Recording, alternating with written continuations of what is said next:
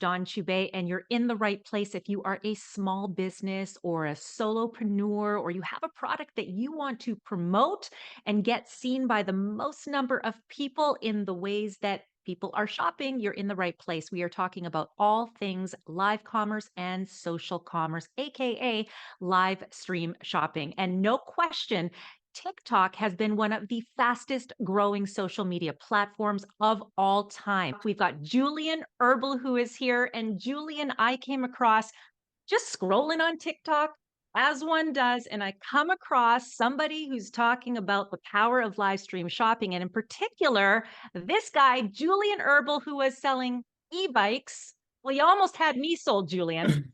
Yes, almost. That's why I still have to get a little better. Yeah. Right. Well, let's face it. I mean, when I looked at your bio and upwards of $2,000 in sales per hour for some of the top brands that you work with, I want to backtrack so that people understand where live selling talent comes from and what you did before TikTok.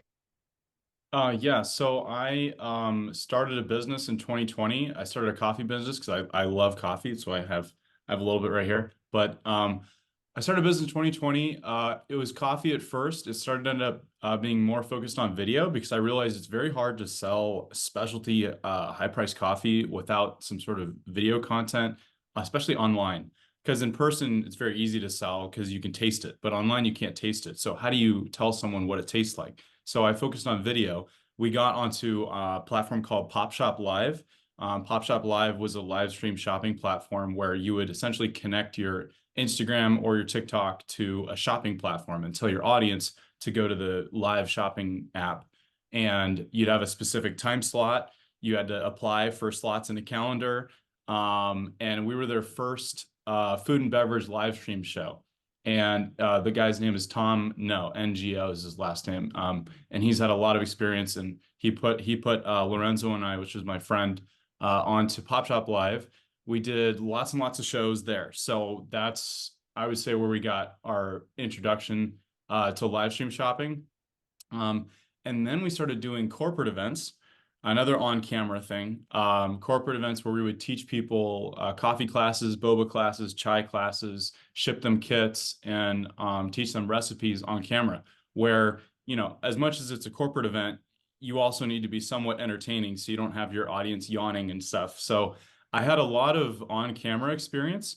And then my business actually took a downturn, which is very unfortunate, pretty painful actually. And after coming back to church, I randomly got a job as a TikTok live stream full-time host. And I was looking for a job so with some sort of hosting capacity because I had done that before. And my boss now, Will, just came from the UK where he did TikTok Shop UK, and he came to the US to start an agency in the US. I was the number one, I'm sorry, first employee here in 2022. Number one, that still counts as number one Number in my one. books. And I Yeah. find it incredibly fascinating on so many fronts, your story. So you are an entrepreneur, you Mm. are a salesperson, you are somebody who loves to entertain. And so when that job opportunity for a, by the way, full-time Yeah. TikTok shop host comes out, it must have felt somewhat like a dream come true.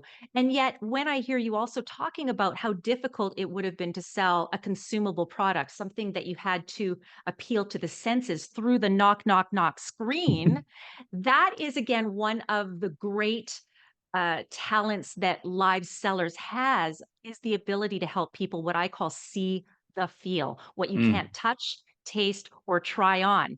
So let's now move in to the fact, okay, I see you selling e-bikes. My first live stream shopping show on TikTok in the US was during the beta rollout of Shop Feature. So we were one of the only people doing TikTok Shop live stream in the US at that point, and that was for a tech category.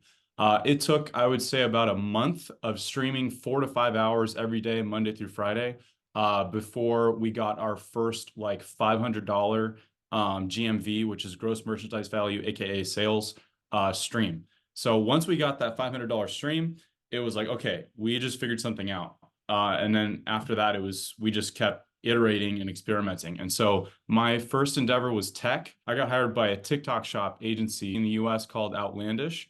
Outlandish started in China, moved to the UK, did TikTok shop in the UK as well, and then moved to the US in November-ish of 2022.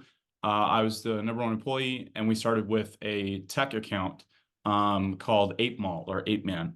And so we were live streaming that a lot. And then after that, though, it started getting crazy. So, I mean, we started using my own personal account on TikTok to open up a shop and sell affiliate products. So on TikTok, you can either have a shop or you can be an affiliate. You can be an affiliate of shops' products, or you can have your own shop. And so we used my creator account as an affiliate account. And so I started going live, 3 to 4 hours a day on there, which was crazy because I was able to build up my own account, which is nice, while I was working. So it was like, this is a crazy job.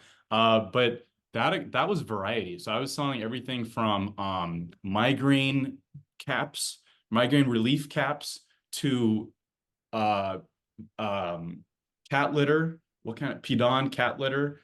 Like tofu-based cat litter, to vacuums, just crazy. I mean, just like a variety of stuff. And that was very difficult, because I was in an office at that point too, like this. And so I had to make it very entertaining to get traffic. And then, since then I've sold boba kits, hairbrushes, stuffed animals, you name it. Oh my gosh, you Yeah. are so in the world of TV home shopping, which let's face it, is kind of the OG. I mean, all Yeah. that is live stream shopping, TikTok shop, Pop shop, all that.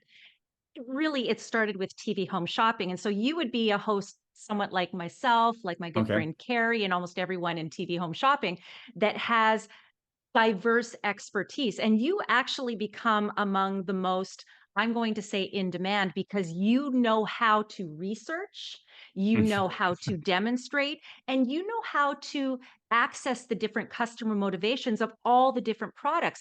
For a Mm. lot of people, they can only do one thing. Maybe and that's not a bad thing. They specialize in tech, or they specialize in beauty, or. Hmm. So the fact that you can do many things makes you incredibly valuable. So it's not surprising to me that you were among the first to get one of those sort of agency partnerships.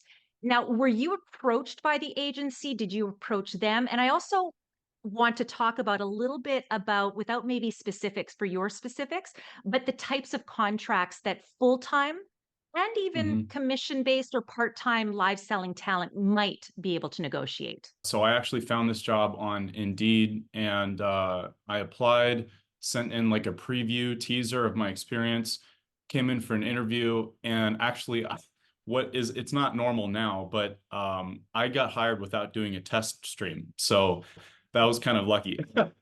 Test streams are hard. For all the folks out here that are trying to interview for a host job, the test stream is actually harder than the real thing, actually, in my opinion. Because the real thing, you're talking to people. Yeah, I got hired full time, salaried. And then in terms of the variety of contracts I've seen, I would say that in the beginning, most other agencies or brands were hiring based on like hourly pay, and it was like a part-time job. Most of the host jobs that I found were part-time jobs. So I was trying to put together a bunch of part-time jobs, and then this one ended up being full-time, which was much better for me. It'll range from, $20 an hour, $30 an hour, $40 an hour. I have seen people with high following come in and get paid anywhere from 150 to 300 per hour. But what I've learned is that, just because someone has high followers doesn't mean they can sell. They might get traffic because people know who they are, but you can have that and still not sell. Yeah. And it's kind of frustrating for them too, because they're expecting to promote this product like they would on a video. But live stream on TikTok is just different. It's not Well, like a video. 100%. And so, what for anyone listening or watching, what Julian's talking about is not only the frustration that the talent might feel or the influencer, because, Hmm. I remember when influencers first came out, Julian, but it used to be that you holding that coffee would have been enough if you were famous enough for me to buy that coffee. Hmm. Now, consumers are a lot more sophisticated. They're more intelligent about what they buy. Money might be tight, and it doesn't take, a handsome face or a pretty smile from anybody to make someone buy a product. And so you do have to use sales skills. And so for brands, I think the reverse, or maybe the coordinating frustration, Julian, might be, is why didn't that person with Yeah. 10,000, 20,000, 100,000, 1,000,000 followers convert the way a micro influencer? And the reality is because you're actually doing real influence when you're Hmm. selling, right? Hmm. You are seen as an sort of an authority about on a product. And so if you don't know what you're describing, or you don't know the details of product, people can generally read that pretty easily. Like viewers are like, I would say, smarter than you think. If you don't know your details very well, either they'll just leave, someone might call you out. And yeah, you do need to have sales skills. I mean, sales skills can be trained, but there is some talent to being on camera. Some people get very nervous, it's not easy, there's a lot of pressure. So sometimes you can kind of freeze, right? But I think, I had a really good coach. My boss's name is William August from Outlandish. He was very patient. And so even though I had live stream experience on different apps and on Instagram and on, corporate events and such, TikTok is a different game. TikTok is way more intense and fast paced than other platforms, because on other platforms, you're typically receiving traffic from either your following or the app itself. But on TikTok, you have virality, to where even if you have like 100 followers, you can have a $1,000 sales stream in like an hour and a half. So Right. the ability to just create traffic like that, if with a good stream, is a big deal. And you've got to have a great product, a great offer. So for you, and I encourage everyone, we'll give your TikTok handle out after because I encourage everyone to check you out. I mean, that's how I came across you. You have to use certain techniques and strategies. And I mean, I'm glad you had a great coach. That's the kind of work that I do as well with people, how to connect through the screen, how to translate um, features and benefits, and in particular, the benefits as they relate to the features and vice versa. Hmm. You use props. You use different demonstration techniques. One of the props you used was it was like a digital, I think a digital clock, a Oof. digital alarm clock. Like we're talking like Yeah. old school, man, almost Oh analog. yeah.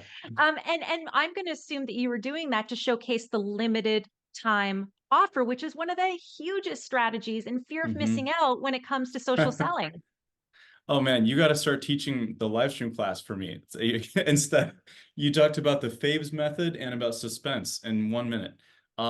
Yeah, we use the Fabes method. I didn't actually know what that was, funny enough, even though I'd done a lot of sales, but we do teach the Fabes method, features, advantages, benefits, evidence, sell. Essentially, use the features and advantages and benefits to kind of relate to the person. Like, this is why I would buy this, right? And here's why. Ding, ding, ding. You don't go too long. Evidence is like, look at all these customer reviews. I can't believe, hey, you in the comments, tell us what you have, right? And then based on that, now a new person sees, oh, this guy knows what he's talking about. He actually uses it. Look at this person that's using it. And then here's the deal. And then you sell. The timer for me was huge. I mean, my first successful stream had a timer. I used my cell phone.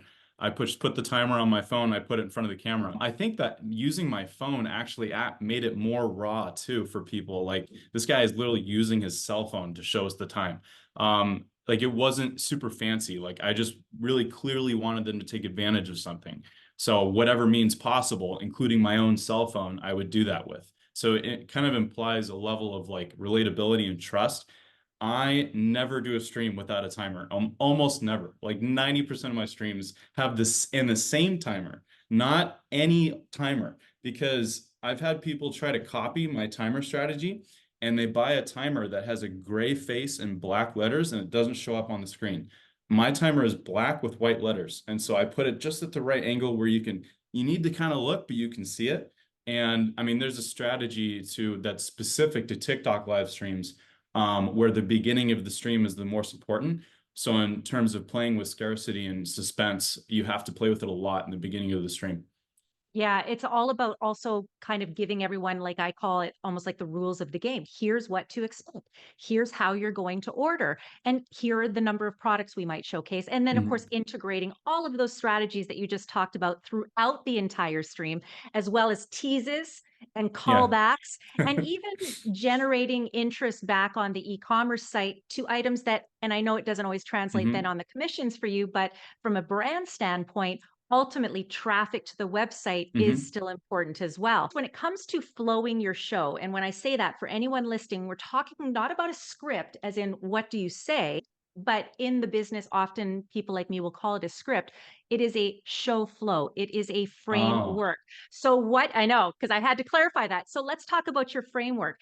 How long are your streams? How many items might you include? Like how many SKUs? And what do you find is that secret sauce for timing on the length of time to present any one item if you're doing multiple item shows? I've done everything from like around 5 items to the max you can do in a showcase, which is 100. 100 is pretty crazy. Whenever I had 100 items, I would generally only show off about 20, uh, because maybe out of 100, there are 10 that are the most popular. And then there are another 10 that are like maybe like a second purchase and they're potentially higher profit items. And then the rest are like if someone asks a question, I show it off quickly. But like in terms of the flow, you don't want to spend too much time talking about products that don't have a lot of interest just based on number of sales. So the majority, like I just did a stream for this hairbrush brand that I'm actually in their office, but they have the hero product is this main brush. I probably shouldn't show it off, but it's a hairbrush. It's like $18. It's their hero product by far. And you can tell just based on number of sales. So because you know that going into a live stream, you know you used to spend the majority of time talking about it because that's the product people are most familiar with when they see your brand name. And especially if you have a deal on the hero product or bestseller, oh man, you're like off to the races. So um, in terms of the flow, I actually had to sit down and write out my flow a couple months ago because I had to start training somebody. And I realized I had never like formally written down my flow ever. I had just done it.